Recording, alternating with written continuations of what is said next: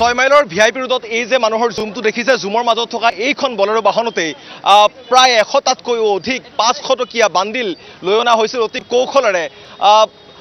বলেৰো বাহনখনৰ পাছফালৰ সিটৰ ঠিক পিছফালে থকা যেটো স্পিকাৰ আছে সেই স্পিকাৰ দুই দিশৰ দুটা স্পিকাৰৰ পিছফালে এই ধনখিনি এই জালনোটখিনি তাত লৈ অহা হৈছিল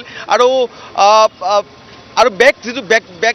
যেটো লাইট আছে যেটো বেক লাইট আছে বেকলাইটৰ ভিতৰতো তেওঁলোকে লাইট আনিছিল মেকানিক আনি আৰক্ষীয়ে এই বাহনখন খুলি তন্নতন্নকৈ পৰীক্ষা কৰি এই মুহূৰ্তত এই সমূহ 500 টকীয়া নোটৰ বান্ডিল তেওঁলোকে এই মুহূৰ্তত জব্দ কৰিবলৈ সক্ষম হৈছে উদ্ধাৰ কৰিবলৈ সক্ষম হৈছে বাহনখনৰ পৰা আৰু বাহনখনৰ সৈতে দুগৰাকী যুৱকক তেওঁলোকে এই মুহূৰ্তত কৰায়ত্ব কৰিছে আৰু সেই দুগৰাকী যুৱক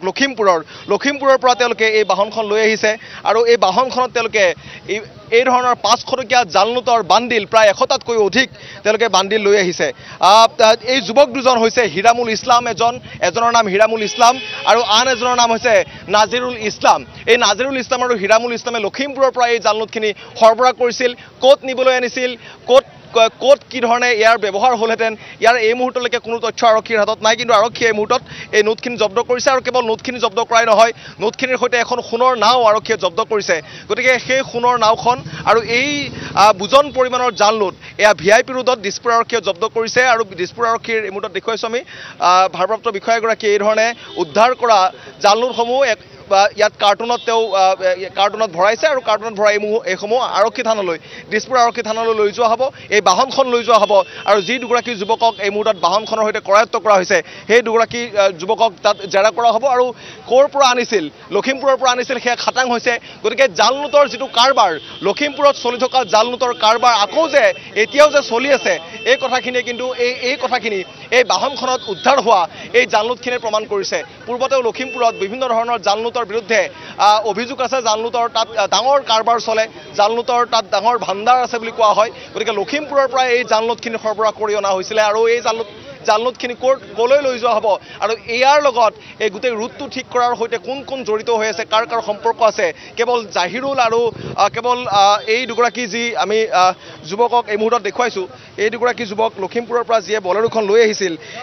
হিৰামুল ইছলাম আৰু নাজিৰুল ইছলাম কেৱল এই দুগৰাকী যুৱকে ইয়াৰ লগত জড়িত নে এওঁলোকক কোনোবাই দিশ নিৰ্দেশনা দি আছিল যে ক'ত কেনেকৈ জালনোটখিনি লৈ যোৱা হ'ব ইয়াৰ অন্তৰালত কোন আছে নিশ্চয় এয়া তদন্তত ওলাব কিন্তু এই মুহূৰ্তত জালনোটখিনি ইয়াত এই ধৰণে জব্দ কৰা হৈছে সোণৰ নাও জব্দ কৰা হৈছে আৰু বলেৰোখনৰ নাম্বাৰটো মই এবাৰ কৈ দিম বলেৰোখনৰ নাম্বাৰটো হৈছে AS12C 0399 হালধীয়া কালাৰৰ এখন বাণিজ্যিক বাহনৰ এখন কমাৰ্চিয়েল নাম্বাৰ প্লেট আৰু এই বাহনখনৰ পৰাই আৰক্ষীয়ে এই ধৰণৰ এই বুজন পৰিমাণৰ ধন জব্দ কৰিছে এতিয়া থানালৈ লৈ যোৱা হ'ব কিমান পাইছে কিবা কাউণ্টিং কৰি আছোঁ বান্ডিল কিমান পাইছে কাউণ্টিং কৰি আছোঁ এতিয়াও কাউণ্টিং শেষ হোৱা নাই আৰক্ষীয়ে এতিয়াও গণনা কৰি আছে আৰু এই ধৰণে একোটা কাৰ্টুনত এই যিসমূহ জালনোট চাওক দেখিবলৈ একেবাৰে প্ৰায় একেই দেখিবলৈ প্ৰায় একেই 500 টকীয়া নোটৰ এয়া বান্ডিল প্ৰায় 100টাতকৈও অধিক নোটৰ বান্ডিল এই মুহূৰ্তত জব্দ কৰা হৈছে আৰু এয়া মুখ লুকুৱাই থকা এই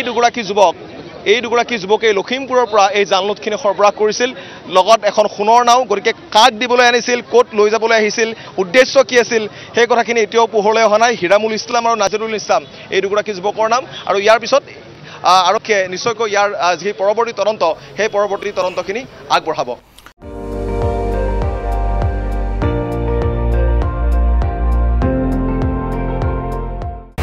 আপুনি চাই আছে ND24